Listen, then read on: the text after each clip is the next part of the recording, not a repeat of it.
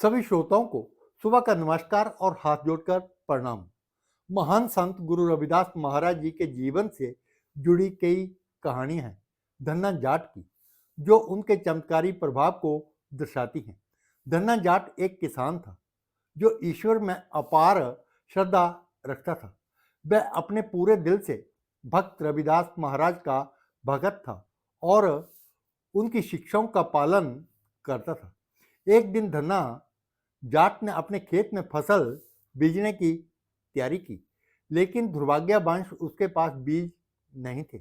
उसकी आर्थिक स्थिति अच्छी नहीं थी, जिससे वह बीज खरीदने में असमर्थ था। फिर भी उसकी आस्था अडिग थी। उसने सोचा कि अगर वह संत रविदास महाराज जी के उपदेशों और आशीर्वाद पर विश्वास रखेगा तो भगवान अवश्य ही उसकी मदद करेंगे।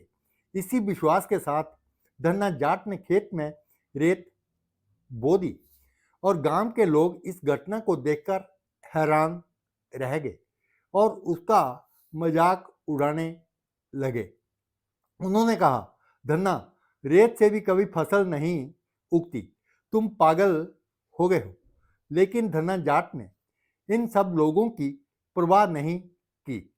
उसका विश्वास था कि संत रविदास महाराज जी के आशीर्वाद से कुछ चमत्कार अवश्य होगा।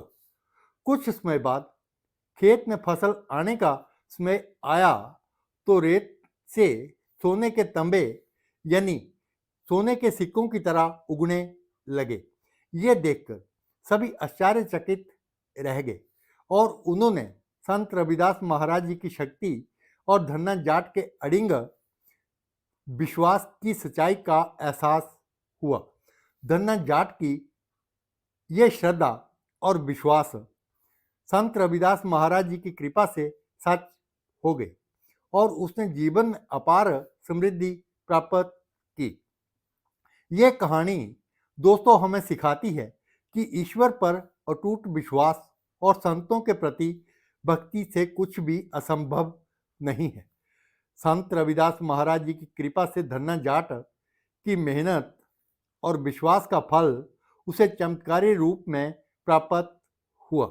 दोस्तों, अगर ये कहानी अच्छी लगे तो इस वीडियो को लाइक करें और ज़्यादा से ज़्यादा लोगों में शेयर करें।